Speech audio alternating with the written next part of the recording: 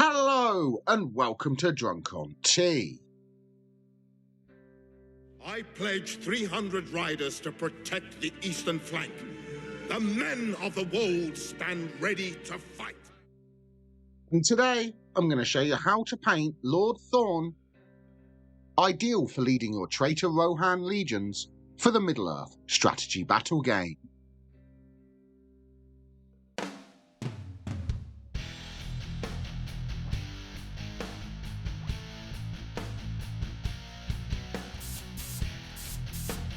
So the first thing I've done is I've primed the model black, as this will give us a nice smooth, even base coat for the rest of our colours to work from.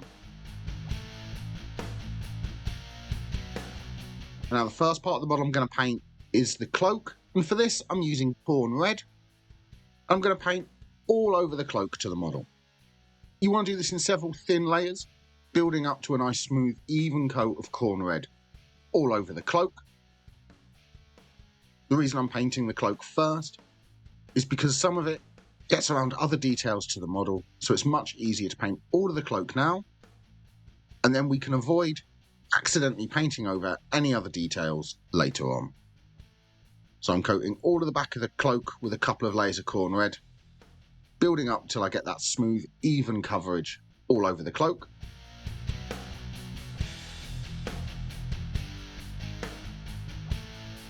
And then I'm going to make sure I paint all of the insides of the cloak as well. This is the main reason we're painting this first, because some of these areas are quite hard to get to. So by painting all of these now, we won't accidentally paint over all of the other details when we're trying to reach them later on. So make sure you coat all of the cloak with a couple of layers of Corn Red. And after a few layers of Corn Red, you can see how I've built up to that nice solid, even coat all over the cloak. So the next step is I'm going to shade the cloak. For this, I'll be using Nuln Oil, and I'm simply going to apply a shade of Nuln Oil all over the cloak. You want to make sure this doesn't pull too heavily in any of the recesses. If you do notice it pooling, wick it away with a dry brush, but make sure you shade all of that cloak with some Nuln Oil.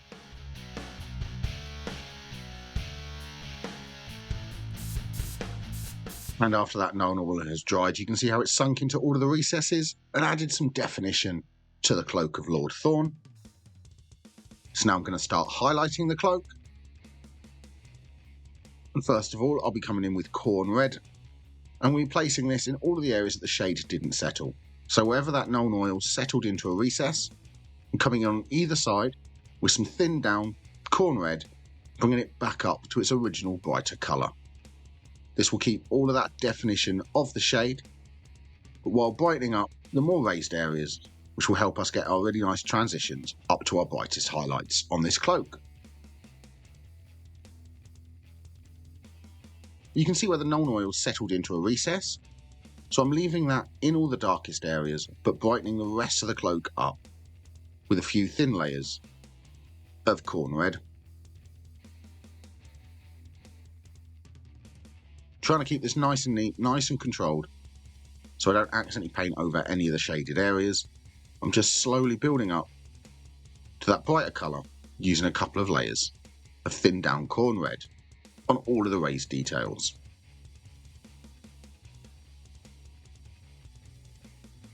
Just make sure you follow all of the areas that the shade hasn't settled and bring these areas back up to their brighter colour with some Corn Red.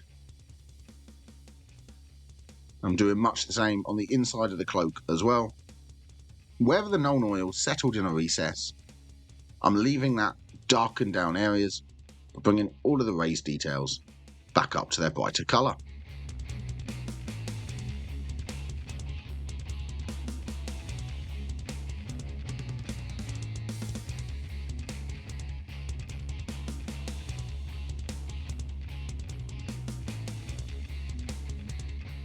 And after that Corn Red has been applied, you can see how it's brightened up some of those areas of the cloak, but kept all of the definition from the shade.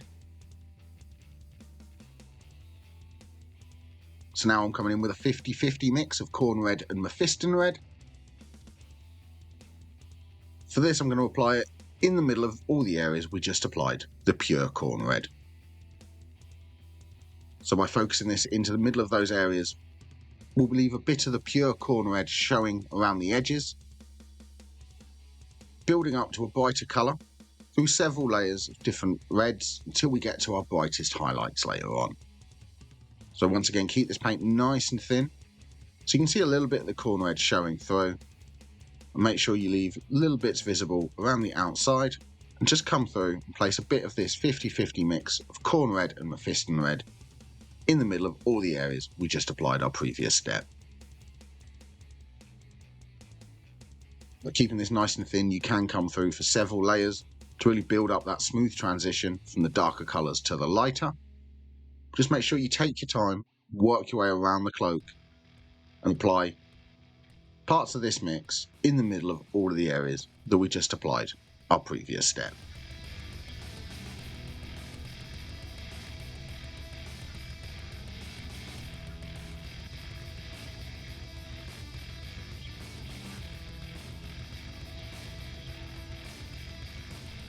With that mix applied, you can see how it started brightening up all of those raised points on the cloak. So now the next step is I'm coming in with some pure Mephiston red, and I'm going to place this once again in the middle of all the areas that we just applied the previous step. So we're going to leave a little bit of that 50-50 mix of corn red and Mephiston red showing through. Really focus this one here onto the highest points, most raised folds and details like that. By applying it in the middle of the areas of the previous step, we'll keep that transition from darkest to lightest as we're building up those layers as we move towards our brightest highlights. You can see how I'm focusing this onto the tops of those folds and creases, building up to that brighter colour all over his cloak.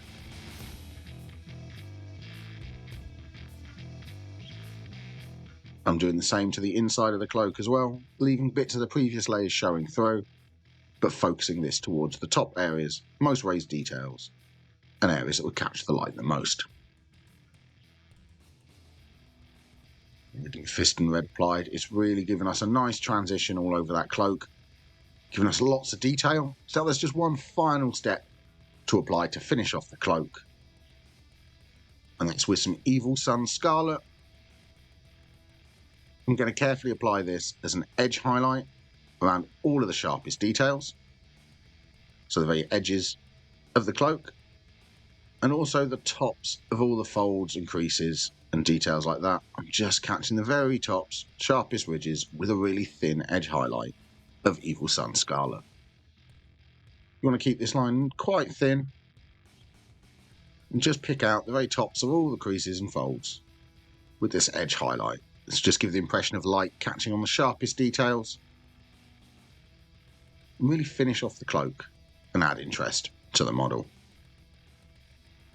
So once again, take your time at this stage, work your way around that cloak, just applying a thin edge highlight of Evil Sun Scarlet to all the sharpest points and most raised creases.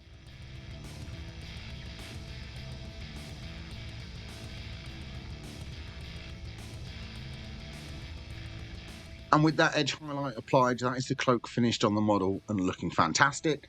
So now it's time to start painting the rest of the miniature.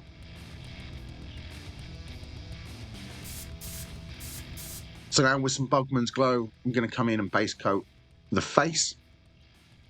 Obviously being really careful around the cloak we've already painted and highlighted. I'm just going to make sure I catch all of the skin on the model with some Bugman's Glow.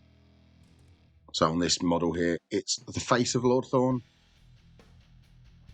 as well as the hands that are holding his weapons and his cloak. So just carefully pick these out with a couple of layers of Bugman's Glow.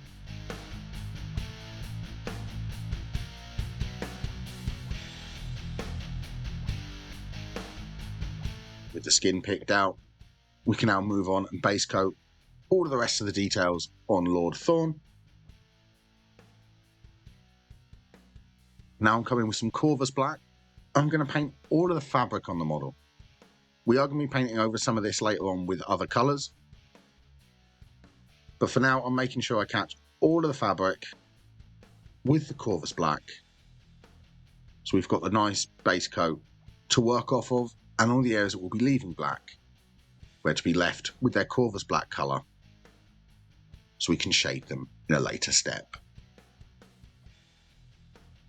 So try and avoid accidentally catching any of this over the cloak we've already painted and highlighted, but make sure you catch all of the fabric areas to the model with a couple of layers of Corvus black. And with all of the fabric picked out, next I'm going to paint some of the white details on the model. So for these I'll be using Celestra Grey. I'm going to carefully pick out the white part to his clothing first, being careful to avoid the black ridges separating the parts of the fabric. But if you do make any mistakes, you can come back in with some Corvus black and tidy up. And making sure I just paint these front panels on his uniform with some Celestra Grey.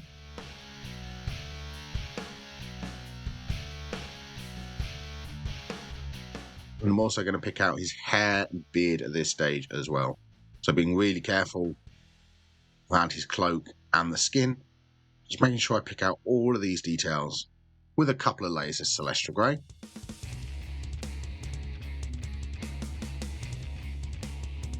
And I'm also picking out any of the embossed details on the armour on his arms as well. So he's got these sort of horse shapes on his greaves. Picking these out with some Celestra Grey as well, being really careful around the other details.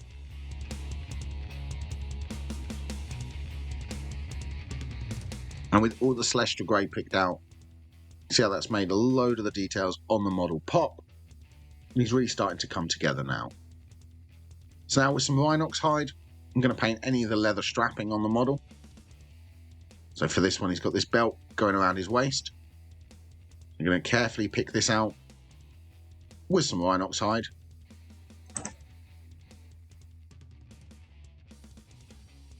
Any other straps. So he's got a couple here under his arms and some holding on the armour to his arms as well. So I'm just catching these with some Rhinox hide.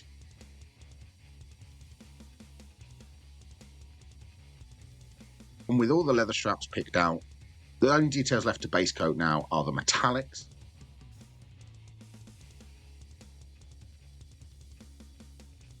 So for the first of these, I'll be coming in with lead belcher. I'm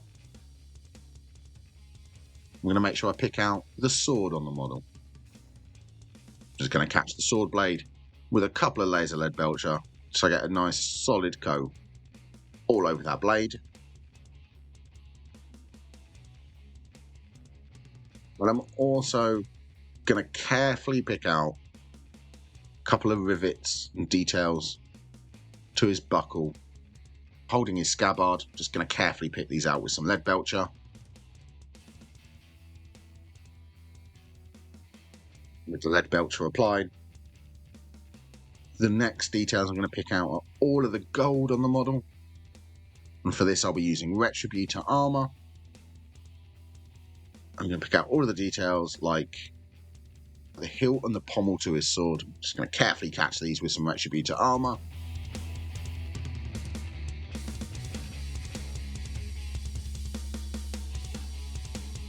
And the details like the golden horses on the front of his tabard as well. I'm going to very carefully pick these out with some Retributor armour. And at this stage I'm also picking out the detailing around the buckle and the buckle itself with some Retributor armour as well.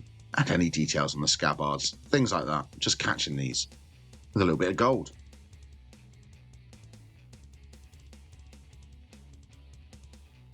And once all the gold details are picked out, there's only one final base coat left to apply to this model, and that will be all of the bronze. And for the bronze details, I'll be using Balthazar Gold. I find this gives a really nice looking sort of bronzy, brassy colour. And with this, I'll pick out the chainmail in his undersuit here, carefully picking this out around all the other colours, trying not to accidentally catch any of the black.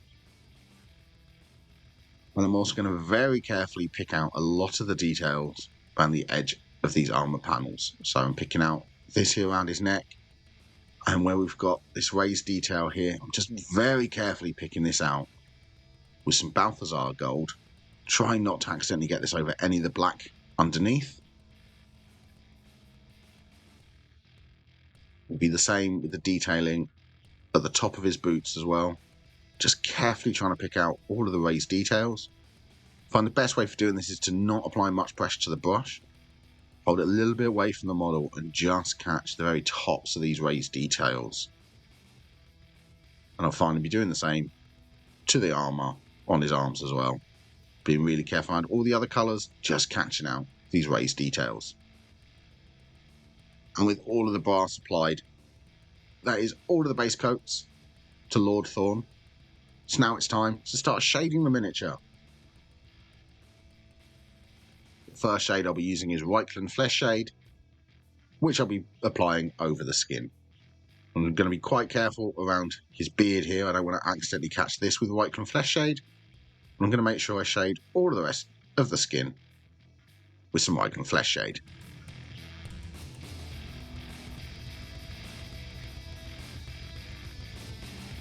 Next, with some Agrax Earthshade, I'm going to shade all of the gold details. It's going to be really careful around all the other areas. I just want to catch things we paint with Retributor armour. So I'm going to be especially careful here around the white, just catching those details with some Agrax Earthshade. And finally, with some known oil, I'm going to shade everything else. So it's going to be all of the Lead Belcher, all of the Corvus Black, Rhinox Hide, and Celestra Grey. So when you're doing things like the hair and the beard, be really careful.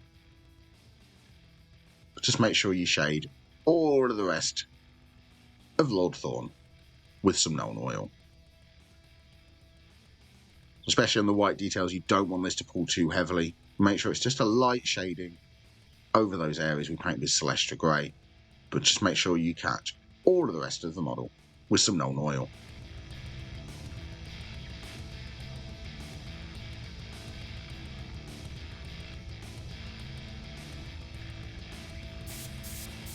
If you're enjoying the video, please press like. If you want more videos, press the subscribe button and ring the notification bell.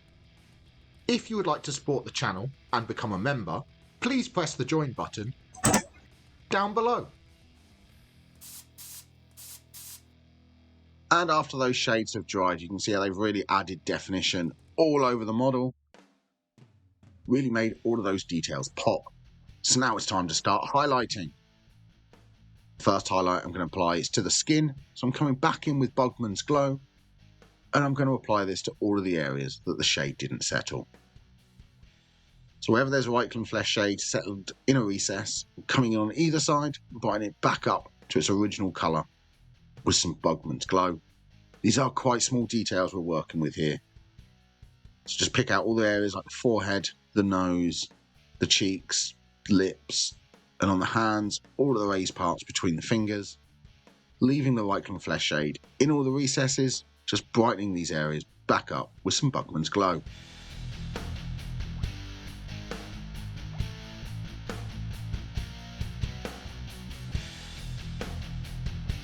With Bugman's Glow applied, you can see how it's really accentuated that detail from the shade. So the next step is to apply a slightly brighter skin colour. For that I'll be using a 50-50 mix of Bugman's Glow and Cadian Flesh Tone. And I'm going to apply this into the middle of the areas that we applied the previous step. So wherever we've got a bit of Bugman's Glow, in the middle of those areas I'm applying a little bit of this mix just to brighten those areas up. And like really push that definition on the skin.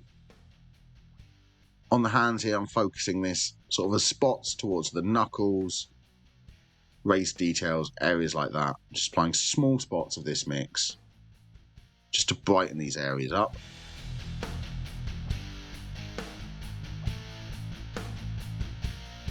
With the skin brightened up, there's just one final highlight left to apply to the skin. And it's going to be with some pure Cadian Flesh Tone. Just going to apply some spots to the most raised details. So it's things like the very tip of his nose, the eyebrows, areas like this, some folds and crease on his forehead. I'm just picking these areas out with a very small spot of pure Cadian flesh tone. And on the hands, I'm really just focusing this to the tips of the fingers, points of the knuckles, the sharpest areas like that. I'm just catching these with a small spot of Cadian flesh tone. And with the skin painted, that's given some personality to the model. But now let's paint the eyes on the model. So for this, first of all, I'm coming in with Abaddon Black. I'm going to sink this into the recesses of the eye sockets, being really careful around all the other details we've already painted, just applying a small spot of Abaddon Black into those eyes.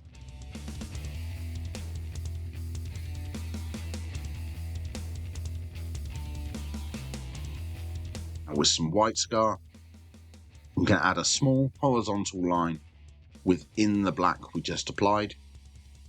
We'll keep this really thin, allow some of the black to show through on either side of it.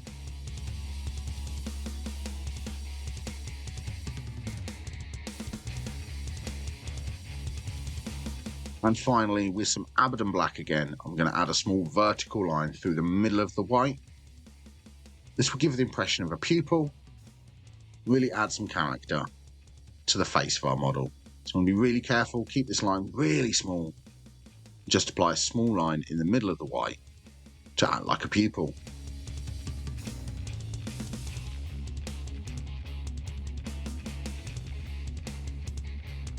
With the eyes picked out, that has really given character to Lord Thorne.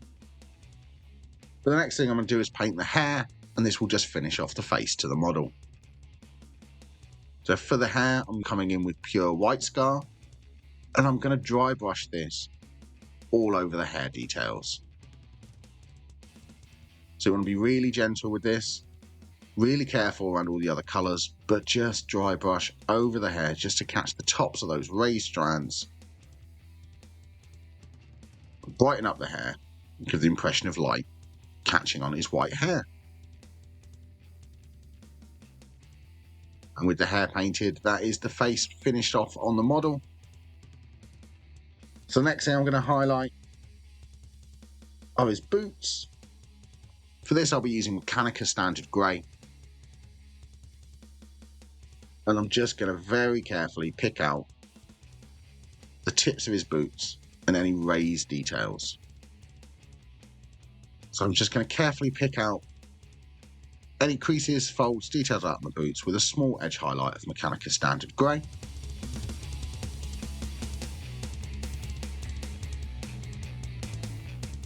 And with the boots highlighted,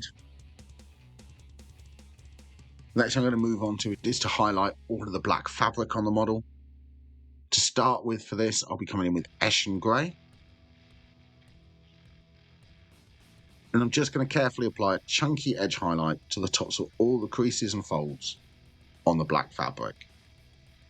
So you want to leave this thick enough that we can come back in with another colour later on, but you don't want them to be too thick that it makes the rest of the fabric read as grey. So I'm just applying a carefully placed chunky edge highlight to all the tops of creases, folds, details like that on all the black fabric.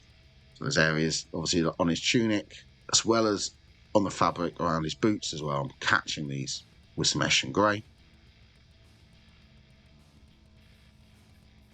And with that Eshin Grey applied, it's added some definition to the black, but giving us room to come in and apply a final edge highlight. And for that, I'll be using Storm Vermin Fur.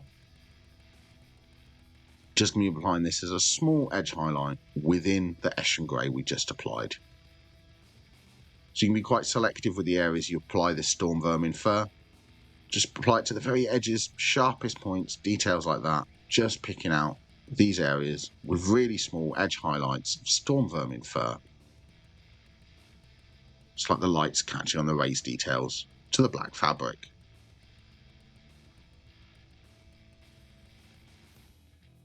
All of the black details highlighted. The model is really coming together now. The next I'm going to highlight is all of the leather strapping on Lord Thorne.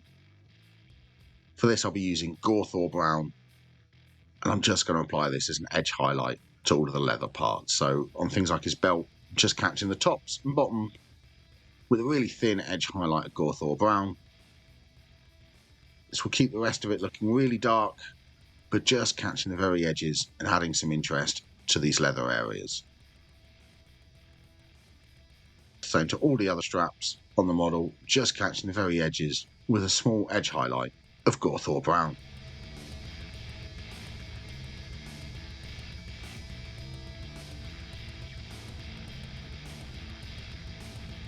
All of the leather details highlighted. Next I'm going to move on to is highlighting all of the white. So first of all, I'll come in with some Celestra Grey again. And applying this in areas that the shade didn't settle. So whether there's that known oil in a recess, I'm leaving that, but bringing the rest of it back up to its brighter colour of Celestra Grey. You want to make sure your paint is really thin for this stage, so you don't leave any brush marks or anything like that. We can just brighten these areas up in a couple of layers of Celestra Grey, leaving that known oil in the recesses, but brightening the rest up to add some definition to these areas.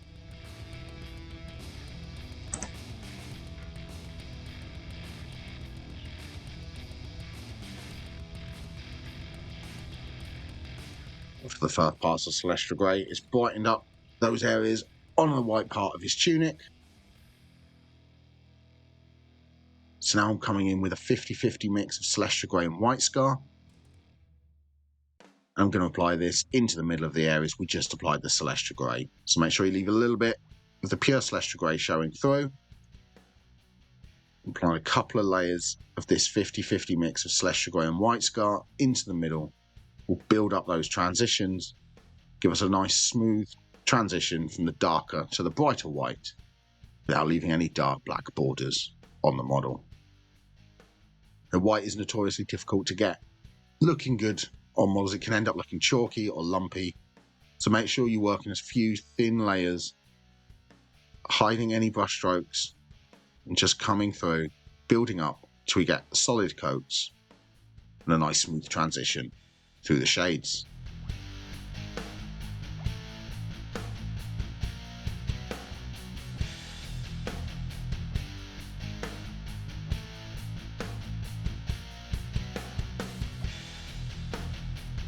Once that mix has been applied, we're getting that really nice transition on all the fabric.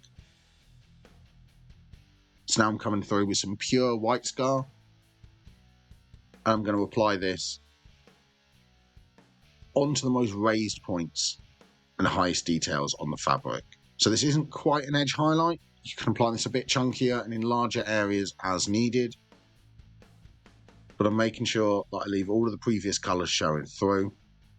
I'm just applying small spots of pure White Scar onto the areas I want to be the brightest, using this to add definition and shape to the white fabric.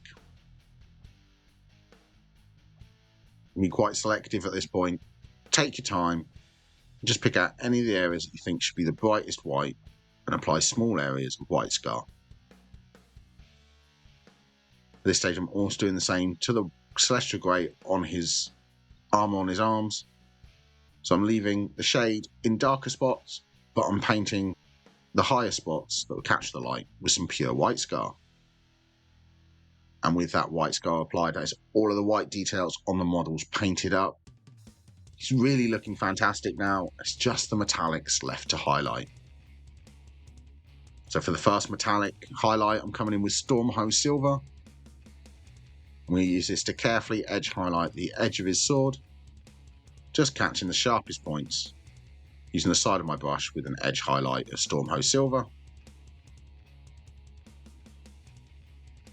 By using the side of your brush, you get a nice smooth straight line on all of these details.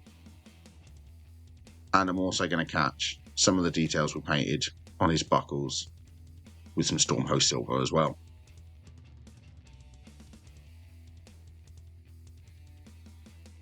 With the silver highlighted, the next step is going to highlight all of the gold.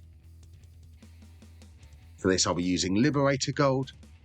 I'm going to carefully pick out some of the most raised spots and highest details on any of the gold areas. So the pommel and the hilt to his sword, I'm just going to carefully edge highlight these areas. Same as the horses on his chest as well, and the buckle. I'm just carefully catching some of these with a bit of Liberator gold.